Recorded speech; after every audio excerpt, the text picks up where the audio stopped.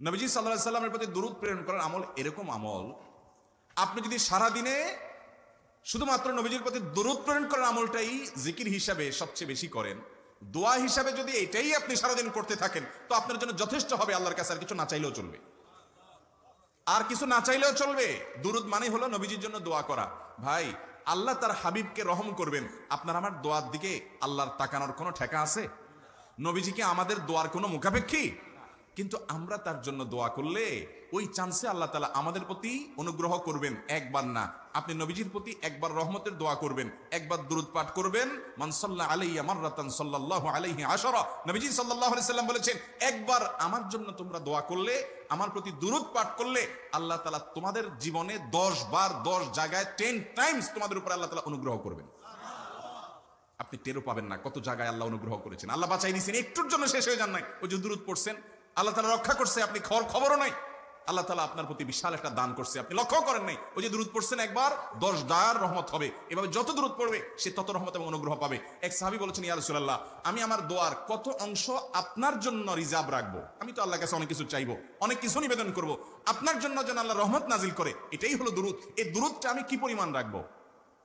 4 ভাগের 1 ভাগ, 3 ভাগের 1 ভাগ, অর্ধেক? এরপরে সাহাবী বলছেন, আসলে যদি সবগুলোই করি?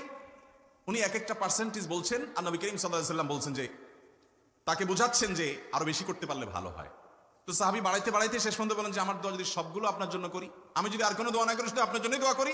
নবী করিম সাল্লাল্লাহু আলাইহি সাল্লাম তাকে সুসংবাদ দিলেন যে, তাহলে তোমার আর কোনো সমস্যা থাকবে না, সব সমস্যা দূর হয়ে যাবে, তোমার কোনো পেরেশানি থাকবে না। ভাইরা আমার, দুরূদের আমল এমন একটা আমল যে আপনার জীবনে কোনো বিপদ, কোনো মুসিবত, কোনো পেরেশানি, কোনো সমস্যা দেখা দিয়েছে, আপনি যদি দুরূদ পড়তে থাকেন, কোনো কিছু মনে আসছে না।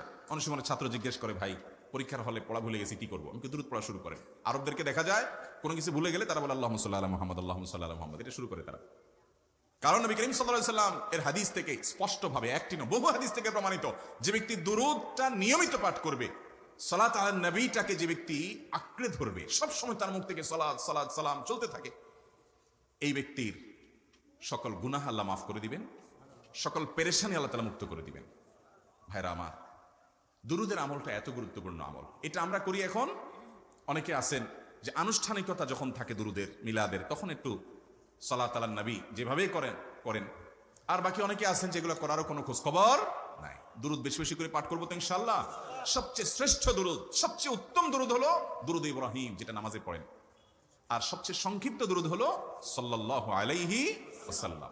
এছাড়া নবীজির প্রতি দোয়ামূলক যে কোনো দুরূদই আল্লাহর কাছে গ্রহণযোগ্য হতে পারে, যদি দুরূদের অর্থের মধ্যে, কথা বলার মধ্যে খারাপ কিছু না থাকে। দুরূদের নামে অনেকগুলো দুরূদ প্রচলিত আছে বিভিন্ন বই পুস্তকে, অমুক দুরূদ পড়লে অমুক এত নেকি হয়, বা অমুক দুরূদ পড়লে এতবার পড়লে ওই বিপদ দূর হয়। এগুলো কোনো হাদিস নির্দেশিত না, এগুলো হয়তো কারো তাজরিবা, অভিজ্ঞতা নির্ভর। কিন্তু হাদিস নির্দেশিত দুরূদ হলো দুরূদ ইব্রাহিম, আর সবচেয়ে সংক্ষিপ্ত দুরূদ হলো সাল্লাল্লাহু আলাইহি সাল্লাম। অর্থের ভিতরে যদি খারাপ কিছু, শিরকের কিছু না থাকে, নবীকে আবার আল্লাহর পর্যায়ে পৌঁছানোর মতো গোমরাহি যদি না থাকে দুরূদের অর্থের মধ্যে, তাহলে যে কোনো দুরূদই আপনি আল্লাহর কাছে পেশ করতে পারেন। তাহলে 6টা দোয়া হলো কোরআন হাদিসের শত শত সহস্র দোয়ার নির্যাস এবং খোলাসা। তার 1 নম্বর হলো দুরূদের আমল। করবো না বেশি বেশি ইনশাআল্লাহ?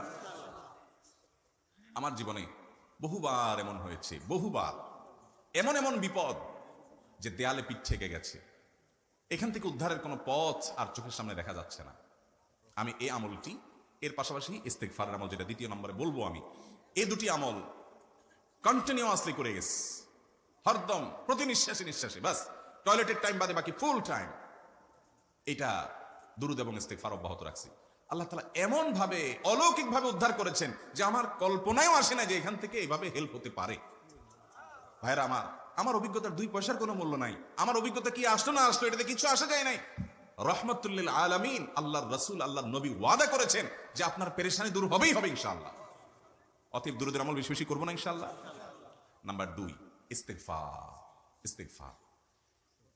ইস্তেগফার এটাও বেশি বেশি করতে হবে, দুরূদও বেশি বেশি করতে হবে। দুরূদের ব্যাপারে নবী করিম সাল্লাল্লাহু আলাইহি সাল্লাম এক হাদিসে বলেছেন, আকসিরু আলাইয়া মিনাস সালাতি মিন ইয়াউমিল জুমআতি ওয়া লাইলাতিল জুমআহ, জুমার রাতে আর জুমার দিনে, অর্থাৎ বৃহস্পতিবার দিবাগত রাত আর জুমার দিন শুক্রবার, এই সময়গুলোতে তোমরা আমার প্রতি বেশি বেশি দুরূদ পাঠ করো। এই যে নবীজি বলছেন বেশি বেশি পাঠ করো, তাহলে দুরূদটা বেশি বেশি পাঠ করো।